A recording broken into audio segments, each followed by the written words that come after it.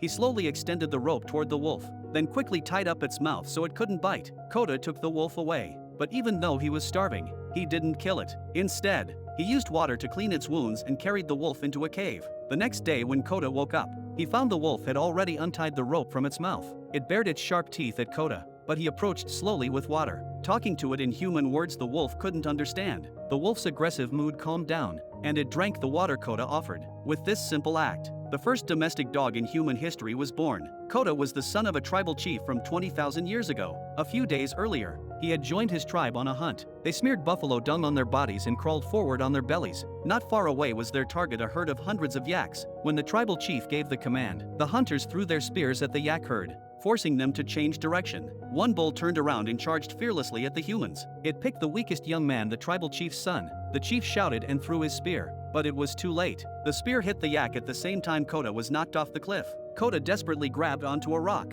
but he was 30 feet from the top with no way to climb back up. His father could only watch in grief as Cota fell. Cota finally landed on a narrow stone ledge. The tribe members said Cota was dead, and the chief had to lead his people back home. The tribe went to the bottom of the cliff, where the yak carcasses would be enough to get them safely through the winter. The next day, his father held the most solemn funeral ceremony in the tribe for his son, but after they left, a vulture discovered Cota lying on the stone outcrop. Its sharp beak pecked at Cota, and the next second he woke up. When Cota awoke and saw his situation, he shouted for his father, but no one answered. Cota could only drag his injured leg and try to climb, but the stone wall was too steep. Then lightning flashed across the sky, and heavy rain poured down instantly. The stone wall became even more slippery from the rain, and he was starting to lose his grip. Cota was severely exhausted, and finally he made a bold decision.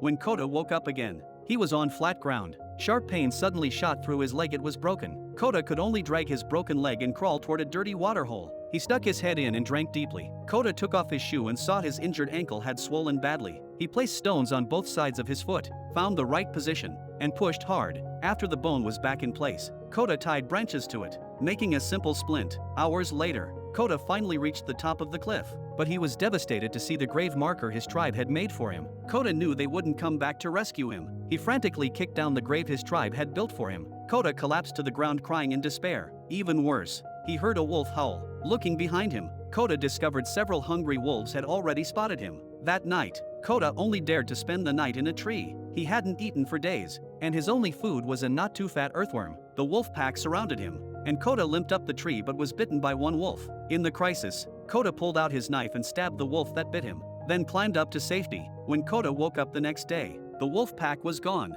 leaving only the injured wolf. He made a spear using his knife and a wooden stick, then slowly approached the wolf. But when the wolf slowly opened its eyes and made soft whimpering sounds, Cota's heart softened. His father had tried countless times to teach him to kill, but Cota never could bring himself to do it, and this time was no different. Cota saved the wolf and carried it to the river to clean its wounds. The next day when Cota woke up, he found the wolf staring at him intently, while Cota was applying medicine. The wolf began using its front paws to untie the rope from its mouth. It bared its sharp teeth at Cota, but he approached slowly with water, talking to it in human words it couldn't understand. The wolf's aggressive mood calmed down, and it drank the water Cota offered. What they needed most now was food, but as winter approached, everything looked barren and desolate. The injured Cota couldn't find anything to eat and could only continue eating insects. The wolf was somewhat dissatisfied because it had to eat insects with Cota 3 times a day. That day, Cota finally worked up the courage to kill a rabbit. The moment the wolf smelled meat, it immediately perked up. Cota fiercely tore off a piece of raw meat and chewed it, but he still wanted to eat it cooked.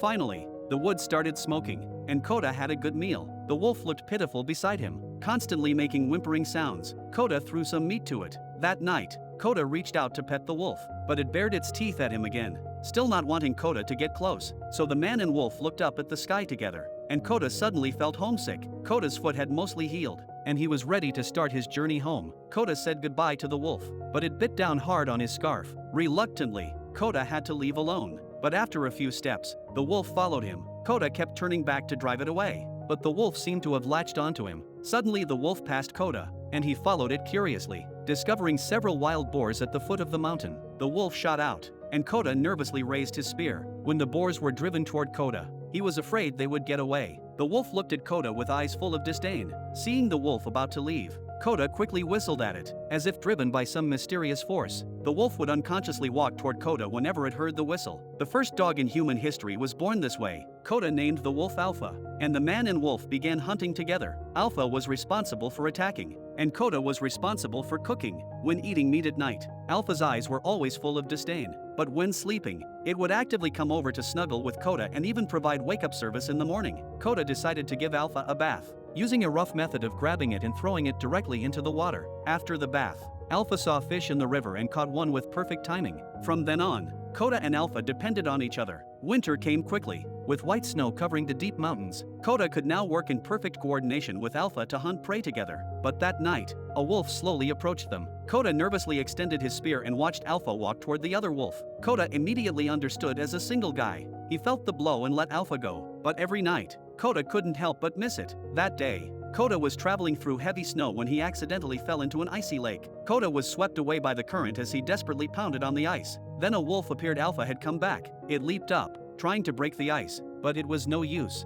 Fortunately, the knife Cota carried helped him break through the solid ice. He was shivering from the cold, and Cota struggled with his trembling body to start a fire. Then Cota suddenly noticed someone sitting not far away. But that person's face was covered with frost. He had frozen to death. The snow had blocked the mountains, and they had been without food for many days. Worse yet, Cota was getting sick. Cota hid with Alpha in a cave. But a bigger crisis was silently approaching. A beast slowly emerged from the depths of the cave. This prehistoric monster was incredibly violent. It suddenly attacked Cota, and then Alpha rushed out to fight the beast. It was no match for the beast at all, but it repeatedly risked its life to prevent it from hurting Cota. At the critical moment, Cota picked up his bow and arrow. After the beast fell, Alpha didn't move for a long time, and Cota shouted nervously.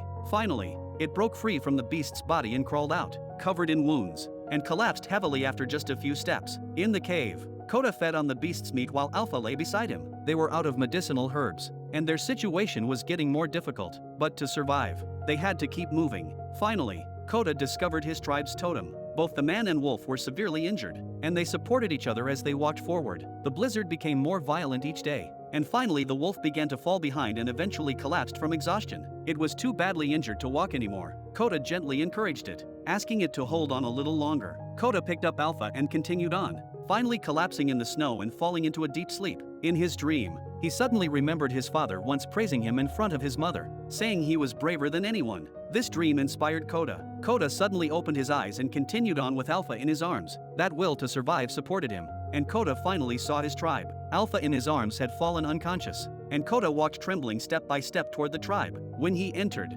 everyone was stunned. Cota reached out his hand, and his father touched him in disbelief while his mother rushed over crying. No one had expected Cota to survive so miraculously. Before losing consciousness, Cota pointed to Alpha and with difficulty asked them to help take care of it. When Cota woke up again, he instinctively looked for his wolf. Alpha lay nearby, looking somewhat listless. The tribe's medicine woman touched its belly. She seemed to sense something. Soon, she pulled a small wolf pup from under Alpha. It had been pregnant when fighting the beast. Cota gently comforted it, amazed by its bravery. Soon Alpha's children grew up in the tribe alongside Alpha, accompanying Cota. Not long after, every man in this tribe would have a wolf by his side when going out to hunt. They became the most powerful prehistoric tribe. Many years later, the wolves of this tribe had a name. People called them wolf dogs. All things in this world have spirits, and the trust between humans and animals was born from such sincere companionship and care.